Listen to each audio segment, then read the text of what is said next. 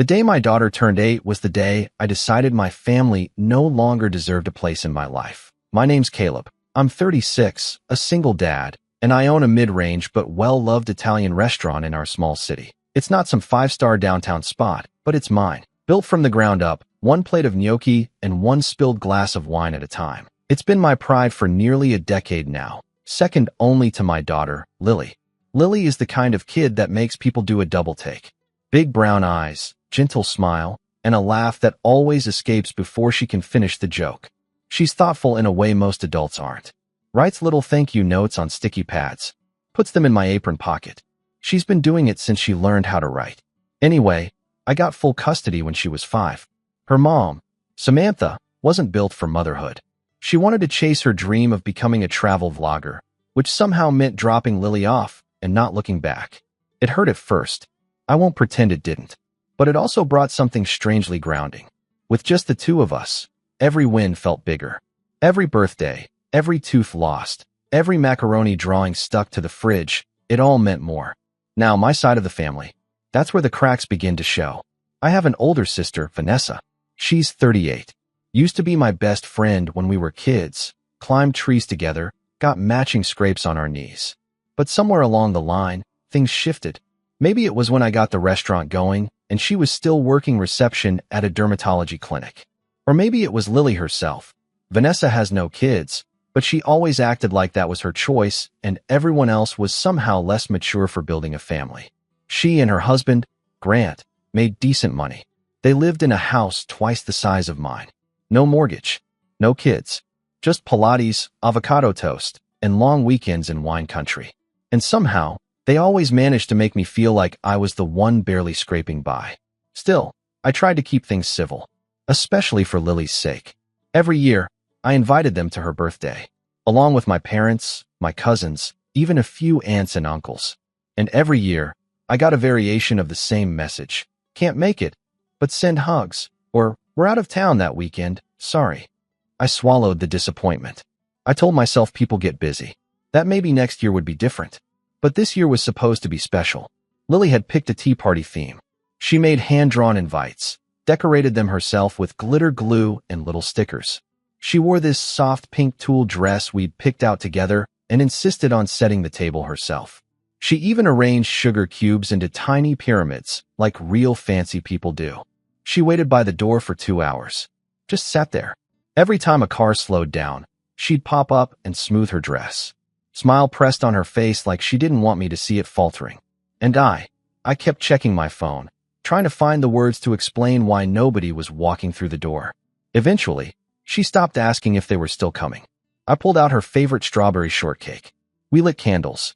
She smiled for the camera, but it didn't reach her eyes. Later that night, I tucked her into bed and she asked in the smallest voice, "Did I do something wrong?" And I swear, my heart broke in a way it never had before. Not even when Samantha walked out. I kissed her forehead, told her no, told her she was perfect. But when I went downstairs, I just sat there, staring at all those untouched paper cups, all the unused plates, and the banner that said "Happy Birthday, Lily," like it was mocking me. I didn't say anything to the family. I didn't send angry texts. I didn't post passive-aggressive photos. I just went quiet. Exactly 1 week later, Vanessa sent a mass text to the whole family. Emma's engagement dinner, $1,800 per head. Formal attire. Venmo link below. RSVP ASAP. No apology. No mention of Lily's birthday. Not a single acknowledgement that she'd missed it, or that she'd missed every single one before that. Emma is our cousin. Sweet girl. 26, getting married to some finance bro she met at a spin class. Whatever. I wasn't mad at Emma. But the fact that Vanessa had the audacity to send that message like nothing had happened, like my daughter sitting alone in her birthday dress was nothing more than a skipped errand, that should have been enough. But then came the second message. Booked at your restaurant. Already paid. Please close for the day. We want it private. That was the moment something inside me shifted. She didn't ask. She didn't even check if the place was available. She just assumed she could buy out the restaurant like it was some hotel room, and that I'd just roll over and accommodate it. I stared at the message for a full minute. Thought about Lily sitting by the door with her little hands folded in her lap. Thought about that fake smile. The sugar cubes. The pink dress. My jaw tightened. I typed one word. Declined. No explanation. No follow-up. Just that. 2 hours later, Vanessa walked into the restaurant, heels clicking like gunshots on the tile. My afternoon crowd was winding down, just a few late lunchers sipping espresso, and I was behind the counter restocking the pastry display when I heard the door bang open. There you are, she snapped, marching straight to me like a storm in a silk blouse. What do you mean by declined? I didn't flinch, just looked at her. Exactly what it sounds like. She blinked, as if stunned I hadn't immediately caved. We paid. It's already transferred. I shrugged. I refunded it. You can't do that. It's non-refundable. Not when you never booked it through the official channel. No contract, no reservation. You texted. That's not how it works. She huffed, actually stamped her foot like a kid denied candy. This is a family event, Caleb. For Emma. You're being petty. I felt something in my chest flare. You want to talk about petty? My daughter waited in a birthday dress for 3 hours. No call. No message. And now you expect me to close shop for your engagement party like nothing happened? Vanessa's expression flickered. For a split second, something like guilt passed through. Then it was gone. Don't be dramatic. It's not like it was on purpose. Things happen. Things always happen when it comes to Lily. She folded her arms. So what? This is your way of getting revenge. I didn't say anything. I didn't have to. The silence spoke louder than any words. Her voice rose. You're punishing everyone over one silly day? No, I said evenly. I'm holding people accountable. She opened her mouth again, but I turned and walked away, leaving her standing there in the middle of the lobby, furious and sputtering. My staff watched the whole thing in stunned silence. And that was just the beginning. Because Vanessa wasn't going to let this go. Not quietly. She had no idea who she was dealing with. And neither did the rest of the family. The thing about family drama is, it never explodes all at once. It builds. Quietly. It simmers under the surface like a pot on low heat. You think you've got time. You think maybe it'll cool off before it boils over. But it never does. After Vanessa stormed out of the restaurant, I figured I'd made my point. She'd overstepped. I pushed back. That should have been the end of it, right? It wasn't. The silence was deafening at first. No apology. No check-in.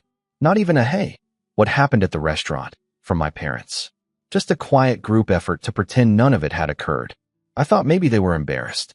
Maybe they just didn't want to take sides. But then I saw the Instagram posts. Emma's engagement dinner had gone ahead. Just not at my restaurant. They'd booked a sleek little rooftop spot across town. White drapes, twinkle lights, charcuterie boards shaped like hearts. All of it captioned with things like, when family comes together, magic happens, and wouldn't have been possible without our amazing Vanessa. And the kicker? Emma tagged me in one of the photos. I stared at my phone for a long time. Just stared. Lily was beside me on the couch, practicing her cursive with a sparkly pink pencil. She leaned her head against my arm like she always does when she senses I'm upset. I didn't say anything. Just locked the phone and set it face down. The next week, I got a voicemail from my mom. Hi, sweetheart. Listen, I hope you're not still upset. Vanessa told us about the mix-up. It's just been such a hectic time for everyone, and I know Lily's birthday meant a lot, but we can't dwell on every little thing. Okay. Anyway, don't forget, the family beach trip is next month. We're renting the usual place. You and Lily should definitely come. Love you. Every little thing. That stuck with me. It was never we're sorry. Never we should have been there. Just a gentle push to let it go. Move on. Show up for the next family photo on the beach like nothing ever happened. My family had this way of smoothing over their mistakes with soft words and big smiles. If you brought up the past, you were dramatic. If you asked for accountability, you were being negative. But for Lily, I agreed to go. Not because I wanted to. Because she deserved to feel included. She talked about it for days. She remembered the sandcastle contest from last year. The late-night Esmo race. The time she saw a crab and screamed so loud the whole boardwalk stared. She asked if her cousins would be there. I didn't have the heart to tell her those same cousins didn't even text her happy birthday. The beach house was a massive 2-story rental near the dunes. All white paneling and wide decks. When we arrived, Vanessa and Grant were already there, drinks in hand, sunglasses on, looking like a magazine ad. My parents were seated in those striped folding chairs they always bring, and a few other relatives were gathered around the grill, laughing at some inside joke I was never part of. Lily ran ahead, a blur of pink shorts and bare feet, calling out greetings. She didn't notice the way some of them only half-waved back. I followed with our bags, forced a smile, and told myself to get through the weekend. That night, we did hot dogs and burgers. The kids watched a movie upstairs while the adults played cards on the porch. I stayed mostly quiet, just listened. And that's when I started noticing things. The way Vanessa steered every conversation back to herself. The way my parents nodded along, proud of her stories, but barely asked me a single question. At one point, she brought up her work gala, and my mom clapped her hands and said, "We're so proud of you, honey. You really have your life together." That stung more than I wanted it to. The next day, I took Lily out for ice cream, just the two of us. We walked the boardwalk, got sticky hands, watched some street performer do magic tricks. I let her get a second scoop. She was glowing. When we got back, everyone was gathered on the deck. Vanessa stood in the center, beaming. She held up a small velvet box and announced, "Grant and I have news." People started clapping before she even opened it. She pulled out a tiny white pair of baby shoes. My stomach dropped. "I'm pregnant," she said. Finally, there was a chorus of cheers. My mom actually teared up. My dad hugged her like she'd just won the lottery. It was like the air itself shifted. Suddenly, she was the golden child again, but now with a future grandbaby to seal the deal. And me? I was invisible. I don't know what I expected. Maybe some acknowledgement that Lily existed, that their other grandchild was standing right there, holding my hand. But all I got was a side glance and a weak, "Oh, and of course Lily will be a great cousin." The rest of the evening was a blur. They toasted to Vanessa. They made plans for the baby shower. My mom started rambling about nursery colors. My dad offered to help renovate the guest room into a nursery. No one even asked Lily if she wanted more juice. That night, I sat alone on the balcony after everyone went to bed. Lily was asleep beside me, curled under a blanket, her cheeks sunburnt and her lips slightly sticky from marshmallows. I watched the waves in silence, and I made a decision. I wasn't going to let them keep doing this to her. Not again. Not for the next birthday. Not for the next family trip. I was done playing nice. But the real breaking point? That came the following morning. We'd agreed to take a big group photo on the beach. Vanessa insisted on it. Everyone dressed in coordinated whites and blues. Lily wore her favorite sundress, yellow with little daisies. I told her she looked like sunshine. As we all gathered near the dunes, a photographer my uncle hired started directing us. "Okay, let's do a big family shot first. Parents, siblings, kids, all of you." We arranged ourselves. I stood with Lily in front of me, my hands on her shoulders. And then Vanessa stepped in. "Actually, can we just get the immediate family for this one first? Like, Mom, Dad, me, Grant. You know, blood family." She said it so casually, like it didn't mean anything, like it was just for symmetry. I stared at her. Then I looked at my mom, and she looked away. No one said anything. The photographer hesitated. Sure, whatever you want." Lily tugged my sleeve, confused. "Why are we moving, Daddy?" I crouched beside her, swallowed the knot in my throat. "They just want one without us, sweetie.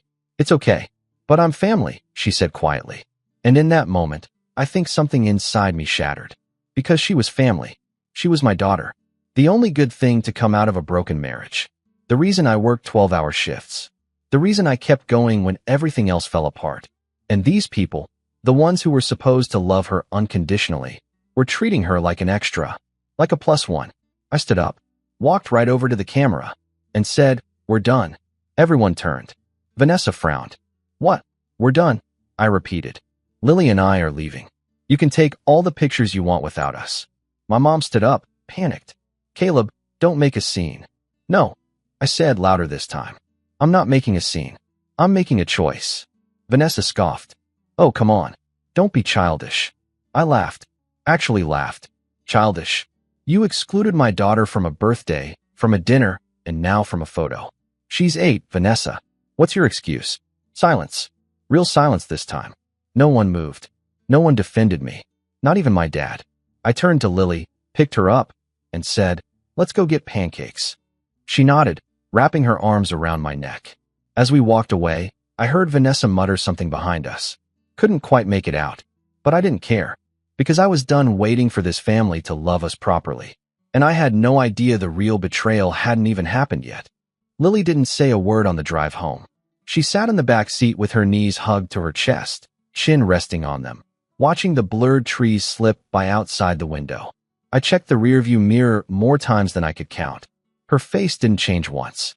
No tears. No questions. Just silence. The kind that clings to you. When we got home, I made her favorite breakfast for dinner, banana pancakes with extra chocolate chips and whipped cream shaped into a smiley face.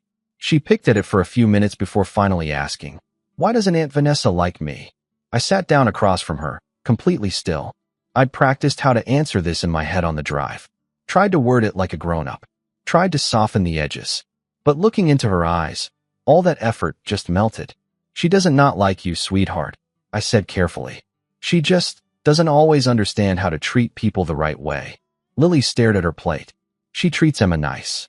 And everyone else." I nodded slowly. "Yeah, she does. But that's not because of anything you did. You've never done anything wrong." She looked up, her voice so small it nearly broke me. "I don't think I want to see them anymore." That's when I knew I'd made the right choice.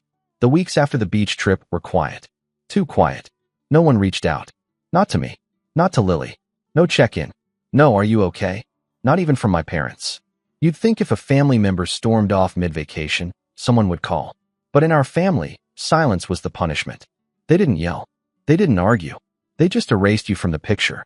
And truthfully, that hurt more. I started second-guessing myself. Was I overreacting? Had I made it worse than it was? Should I have stayed quiet for Lily's sake? It didn't help that the restaurant was struggling. We were still recovering from a slow spring, and now with summer ending, the tourist crowd was thinning out. My manager, Tony, quietly told me we might need to cut back staff hours. A couple suppliers were late on invoices, and the oven in the back kept shorting out. The little things started piling up. One night after closing, I stayed late doing inventory alone.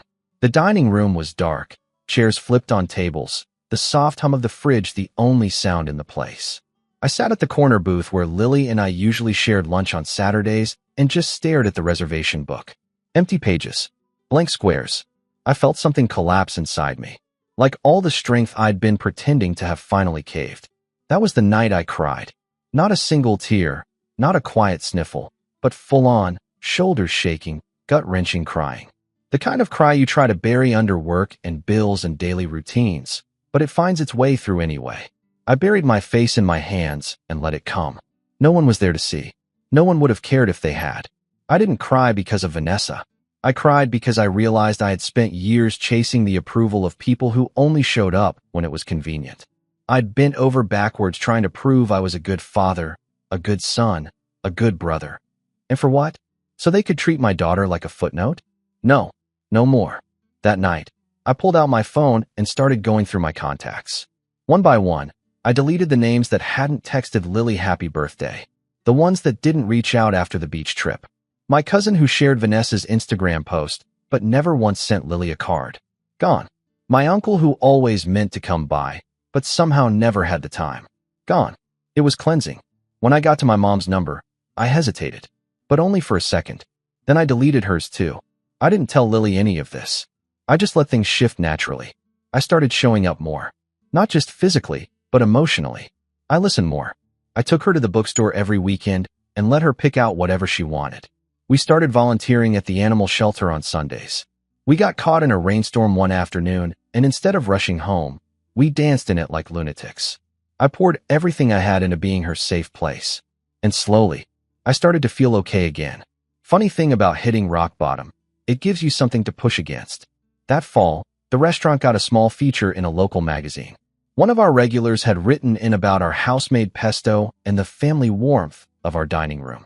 A photographer came in, took some cozy photos of the place, and Lily even got her picture in the article, grinning proudly in her apron next to a tray of garlic knots. The piece blew up more than I expected.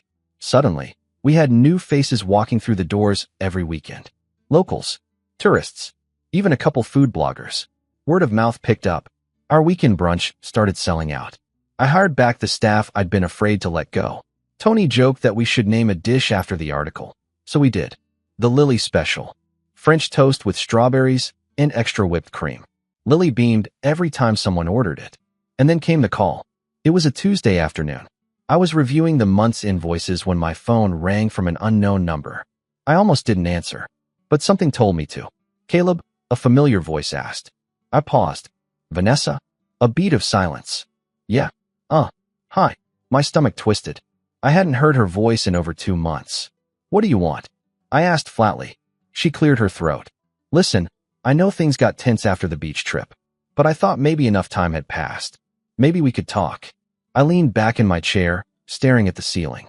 Talk about what exactly? She gave a little laugh. Forced. I don't know. Maybe reconnect. There's going to be a baby shower next month. Thought you and Lily might want to come. I didn't answer. And, she added quickly, I was hoping we could do the shower at your restaurant. I laughed before I could stop myself. Wow, you really just went for it, huh? She bristled. Excuse me. Vanessa, you haven't spoken to me or Lily in months. And now you want to throw a baby shower at the place you screamed in the lobby of. That was a moment, Caleb. I was stressed and emotional.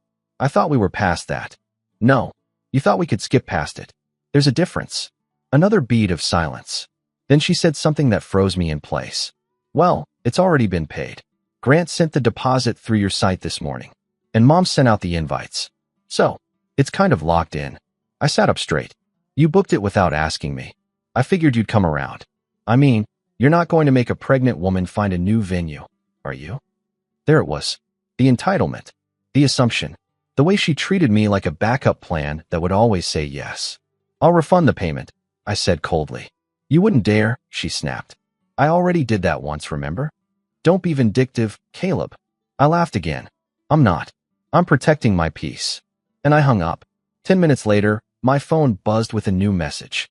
It was from her. A screenshot of the baby shower group text. The whole family. My name included at the top. Then a single message under it. He's refusing to host. After everything. Can you believe this? That's when I knew what was coming. The gossip. The backlash. The whisper campaigns. But this time I was ready. Because I wasn't the same person I was a few months ago. I had Lily. I had my restaurant. I had customers who treated us like family more than my own blood ever had. I had something better than revenge. I had power. Real power. And I hadn't even used it yet. I didn't respond to Vanessa's group text. Not to her smug screenshot. Not to the guilt-laced caption. Not even to the handful of wow reactions from the family members who still pretended they didn't know what happened back in July. Instead, I turned off my phone, brewed a cup of coffee, and walked out onto the back patio. Lily was out there already, sprawled on a blanket with her sketchbook, drawing little characters she'd invented. Half princess, half space explorer, with rocket boots and glittery crowns. She looked up, squinting at me in the late afternoon sun. You okay? She asked. Better than I've been in a while, I said, sitting beside her. She nodded thoughtfully, then turned back to her drawing. That was the thing about Lily. She didn't need long speeches or dramatic declarations. She just needed presence. Time. Safety. I'd spent too long trying to create that despite my family. Now, I was ready to create it without them. But first, I had a few things to take care of. The next morning, I called Tony into the office before the lunch rush. Close the restaurant on the 22nd, I said, flipping open the scheduling calendar. He raised an eyebrow. You sure? That's a Saturday. We've got 5 reservations in already. I'll personally refund each of them and comp them a free dessert voucher for the inconvenience. He leaned on the edge of the desk. What's going on? I met his eyes. Family wants to host an event here. I'm going to let them think they still are. He stared at me for a beat, then grinned. You evil, beautiful man, he said, and clapped me on the shoulder. The plan was simple. Let Vanessa walk herself into the trap. I spent the next 2 weeks preparing, not in some cloak and dagger, theatrical way. Just small, intentional steps. Every move designed to look like I wasn't planning anything at all.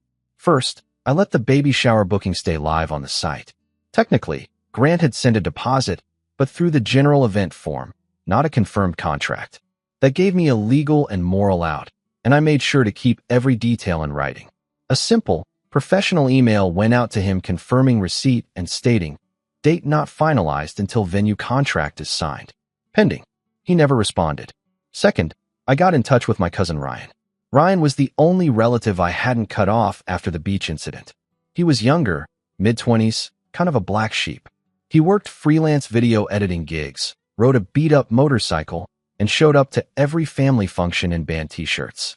The The kind of guy the aunts whispered about, but secretly liked more than they'd admit. Ryan had seen through Vanessa years ago, called her CEO of fake smiles. He also happened to owe me a favor. I'd helped him land a catering job once when he was broke. He never forgot it. "Yo," he said when I called. "You want me to fake crash their baby shower and confess a secret pregnancy? Because I will." I laughed. "Not quite, but I do need your camera." "Go on." I explained the plan. Not all of it, just enough to make him smirk. "You got it," he said. "And Caleb?" "Yeah. Get M. Third, I did something I hadn't done in over a year. I emailed a local food journalist. Back when the restaurant was first getting off the ground, I'd sent a few press releases, hoping for a little attention. Most never replied. But Jules Tran had. She ran a mid-sized blog called Bite and Bright. Smart, sharp reviews, no fluff. Her write-up had brought in a solid chunk of our early clientele. I sent a short message. "Hey Jules, been a while. If you're free on the 22nd, I'd love to invite you to witness something memorable. Can't say more yet. Just trust me, it's worth the trip. Caleb." She replied 6 minutes later. "Now I'm curious. I'll be there." Then came the props. I called in a few favors from friends in the business, florists, bakers, even a local party planner I'd catered events for in the past. I gave them a cover story. I needed to simulate a high-end baby shower for a photography portfolio. I'd pay, of course. But it didn't need to be real, just look real. Beautiful but hollow. Everything from the outside would seem exactly as Vanessa envisioned it. Gold-trimmed plates, sugar-dusted pastries, hand-calligraphed name tags. I even let her choose the color scheme when she sent me a snotty, "Since you're still hosting this," email with 4 Pinterest boards attached. Rose gold and sage green. Classic. Safe. I confirmed the details with a cheerful "of course" and kept the tone polite. Professional. Accommodating. Let them think they'd won. And still, not a word from my parents. That part stung, but it also clarified something for me. They weren't neutral. They weren't trying not to pick sides. They were comfortable being silent as long as Vanessa stayed comfortable being loud. Their silence was their choice. I wouldn't let them forget that. Finally, the last piece of the setup fell into place the night before the 22nd. Lily and I sat on the floor of our living room with markers and craft paper. I told her we were making decorations for a surprise at the restaurant. She didn't ask too many questions, just trusted me. We made signs together, cut out little hearts, wrote messages in big block letters. She drew doodles on the corners. We laughed more than we had in weeks.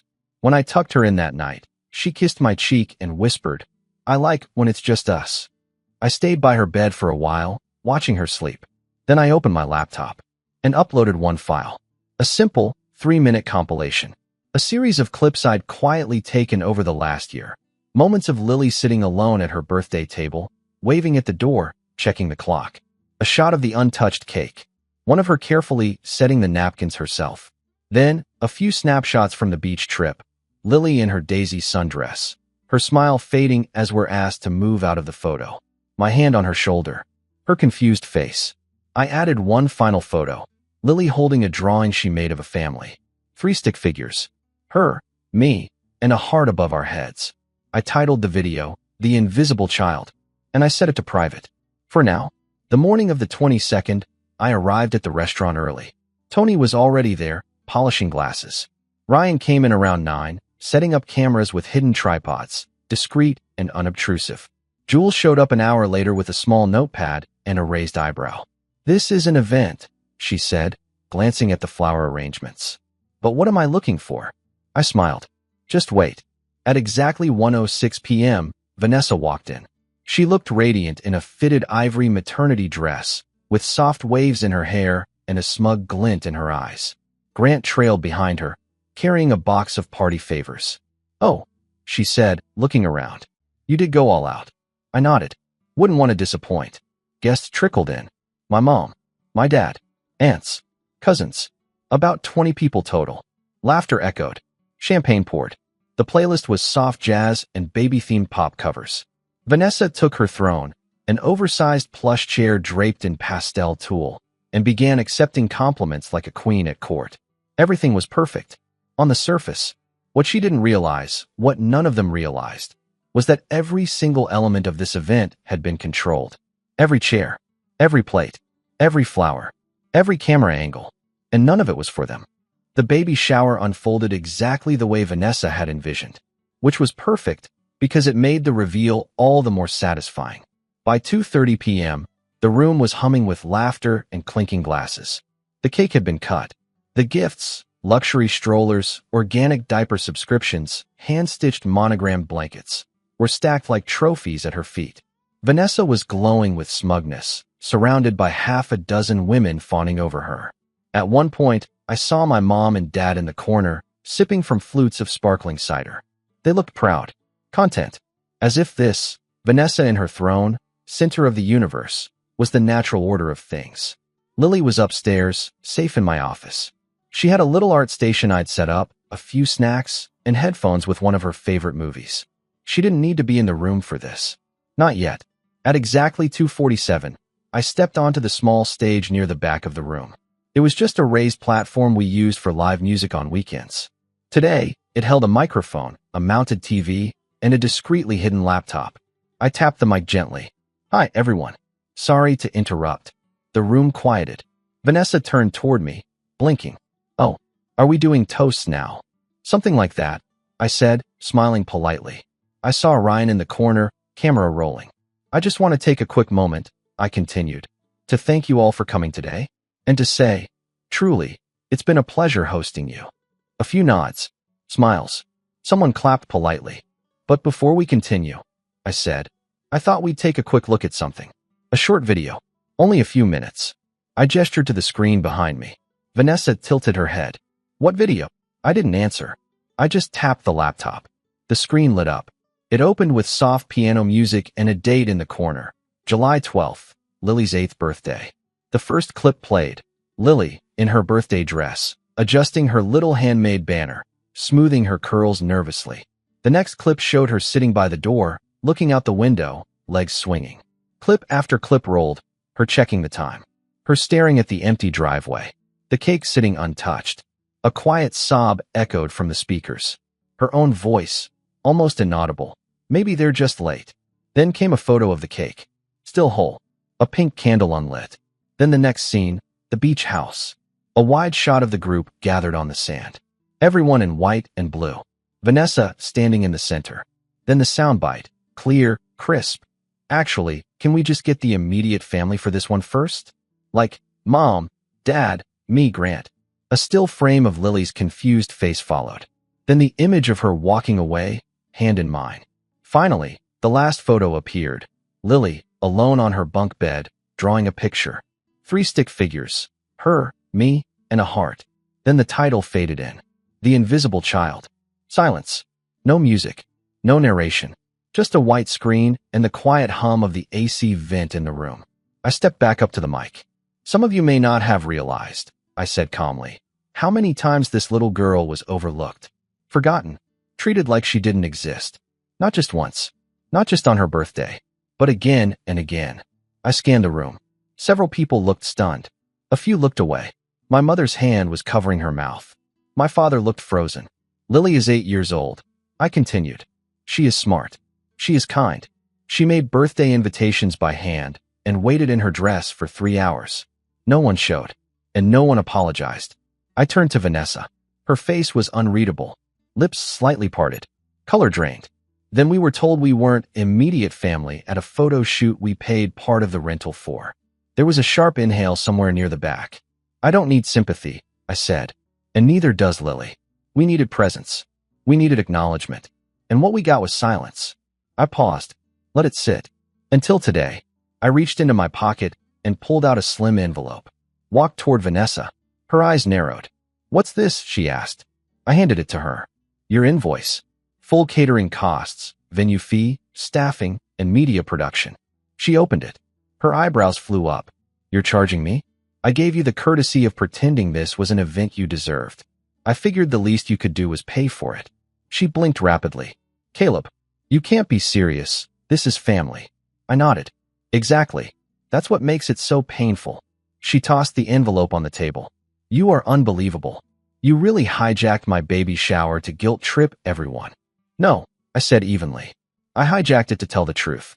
and to make sure my daughter never again feels like she has to earn the love of people who were supposed to give it freely. Grant finally spoke, voice low. This is out of line, man. I turned to him. You paid a deposit. You didn't sign a contract. I kept the event live to honor your booking, but I'm under no legal obligation to waive the full costs. You want to fight it, you can. I have everything in writing. Vanessa was fuming now. You think anyone's going to come back here after this? You think humiliating your family in front of everyone is going to help your little restaurant? I smiled gently. You're right. I turned to the crowd. I don't expect everyone to understand or approve. But if even one person here sees Lily a little differently now, if even one of you chooses not to be silent next time, you're welcome at my table. If not, well, then I guess this restaurant just got a little quieter. I walked off the stage. The silence was deafening. And then, Ryan clapped. Slow, deliberate.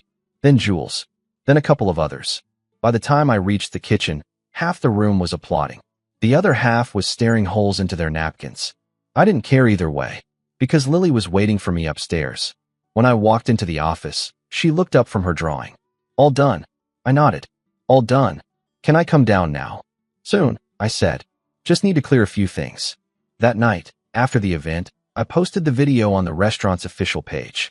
Captioned it with, "Not all families are created equal, but some truths deserve to be told." It went viral. Within 24 hours, it had over 200,000 views. People flooded the comments. Parents, teachers, even strangers, sharing stories of kids who'd been treated like afterthoughts. Orders at the restaurant tripled. We had to set up a waiting list. Customers asked to meet Lily. Some brought her little cards, toys, even thank you notes. And as for the family, my parents showed up a week later. They didn't make it past the front door. Tony stopped them gently and said, "Reservations only." Vanessa tried calling. I blocked her. Aunt Mel emailed. I never opened it. I had nothing left to say. Some bridges don't burn. They rot. And the only way forward is without them. Lily and I went on a weekend trip shortly after. Just the two of us. Mountains. Cozy cabin. Hot cocoa. She brought her sketchbook and started drawing new characters. One of them looked suspiciously like me, with a chef's hat and a shield. "What's that?" I asked. She grinned. "It's a knight. He protects the people who matter." I looked out at the pine trees, the sky turning pink with dusk. "I like him," I said. We sat in silence for a while. Then she looked at me and said, "Are we going to be okay now?" I nodded. "We already are." And that was the last time I ever let someone treat my daughter like she was invisible.